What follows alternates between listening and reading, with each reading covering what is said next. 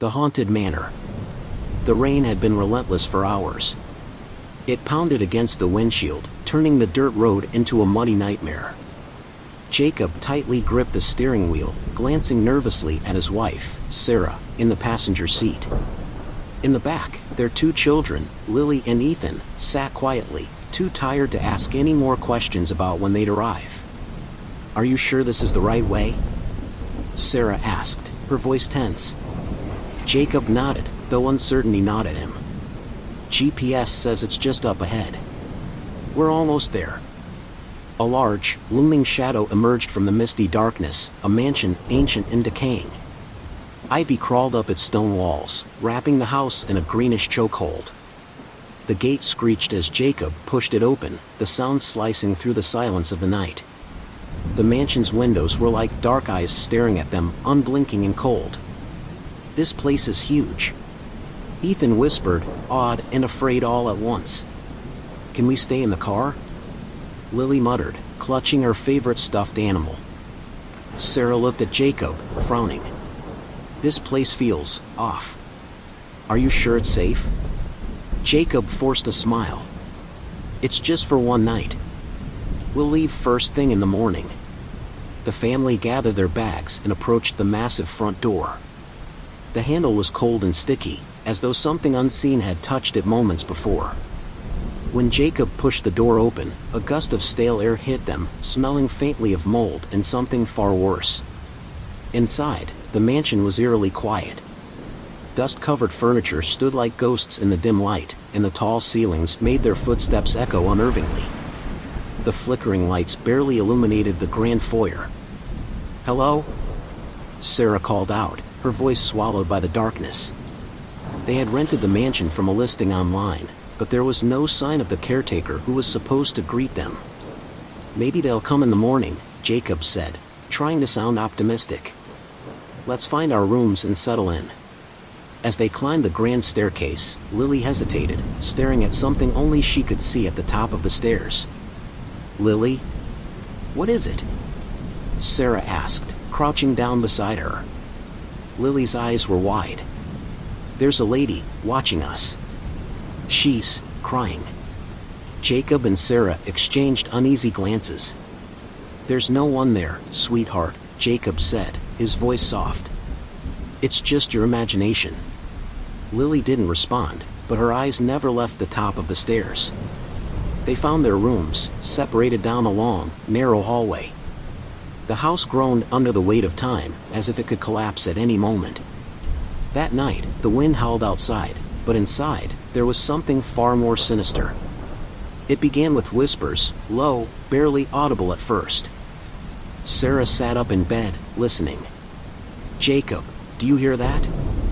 He stirred beside her, rubbing his eyes. "Hear what?" "Listen." The whispers grew louder, almost like chanting, echoing through the walls. Jacob's face paled as he heard it too. It wasn't just the wind. "It's probably the old pipes," Jacob suggested, but his voice lacked conviction. From down the hall, a loud bang shattered the silence. Both of them bolted upright. The sound had come from Ethan's room. "Ethan!" Sarah gasped, leaping out of bed. They sprinted down the hall, finding Ethan standing in the middle of his room, trembling. His window had been flung open, rain splattering the floor.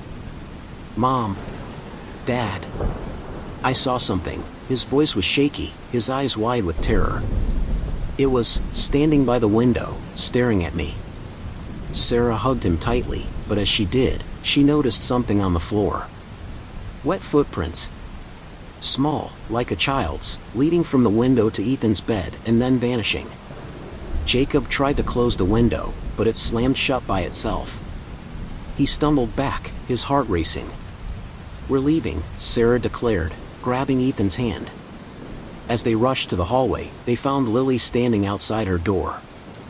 Her eyes were distant, unfocused. "Lily?" Sarah whispered, touching her daughter's shoulder. Lily turned slowly, her face expressionless. "She says we can't leave. She says she needs us." A chill ran down Sarah's spine. "Who, Lily? Who says that?" The lady. The crying lady. Suddenly, all the lights in the mansion flickered violently, then went out, plunging the house into darkness. The air grew thick, oppressive, and the whispers returned, louder, surrounding them from all sides. "Everyone stay close," Jacob ordered, his voice trembling. He fumbled for his phone, turning on the flashlight. In its pale glow, he saw movement at the end of the hall, a shadow, tall and slender, drifting closer. "Run!" he shouted. They dashed down the stairs, the house creaking and moaning as if alive. The front door was right there, but when Jacob tried to open it, the knob wouldn't turn. It was stuck, as if something was holding it shut from the other side. "Help me," he yelled, and Sarah grabbed the knob too, pulling with all her strength. But it wouldn't budge. Behind them, footsteps echoed, slow and deliberate. Jacob turned, his flashlight beam sweeping across the foyer.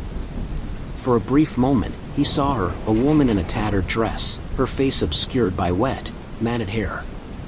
She was crying, black tears streaming down her hollow cheeks. "Please, leave us alone," Sarah screamed. The woman stopped, lifting her head slightly, and for the first time, they saw her eyes, two empty voids, bleeding darkness. "You can't leave," she whispered, her voice like nails scraping across stone. "They won't let you." Suddenly, a loud crash echoed through the house, and the door burst open. They didn't wait. Grabbing the children, Jacob and Sarah bolted outside into the storm, running to the car. As they sped away down the muddy road, no one looked back. But in the rearview mirror, Jacob saw it, the mansion growing smaller, and at the window, the woman watching them, her empty eyes following them into the night. The whispers didn't stop, not even after they reached home. Every night, just as they were about to sleep, they could hear them, soft, insidious, calling to them from the shadows. It wasn't long before other things began happening. Lights flickered at odd hours, doors creaked open by themselves, and objects moved on their own. Sarah began waking up in the middle of the night, always at the same time, 3:33 a.m., with the sensation of being watched. Then, one night, Ethan woke up screaming. His cries pierced the house, dragging everyone out of their beds. When Jacob and Sarah rushed into his room, they found him huddled in a corner, his face buried in his knees. "Ethan, what is it?" Sarah asked, kneeling beside him. "She's here," he whimpered. "The lady, she's in my room." Sarah turned to Jacob, fear twisting in her gut. They had hoped it was just nightmares or leftover trauma from the mansion, but the signs were undeniable. Something had followed them home.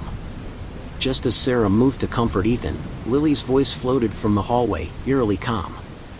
"Mom, Dad, she says it's almost time." Sarah stood, her heart pounding. "Lily, what do you mean?" Lily's eyes were vacant, her face pale in the dim light of the hall. She raised a hand, pointing to the open window in Ethan's room. "She says we can't leave. She's going to make us stay, forever." As the final word left Lily's lips, the temperature in the room plummeted, and a cold wind whipped through the house. The door slammed shut behind them, trapping them inside. The whispers returned, louder than ever, this time echoing from every corner of the house. And then, from the shadows, they saw her again, the woman, now standing in the doorway, her wet hair clinging to her ghostly pale skin. Her hollow eyes bore into them, filled with an eternal sadness and rage. Jacob moved in front of his family, shielding them with his body.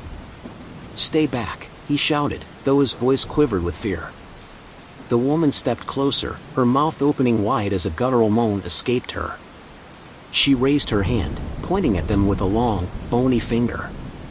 "You can't leave," she repeated, her voice filled with anger. "You're mine, now."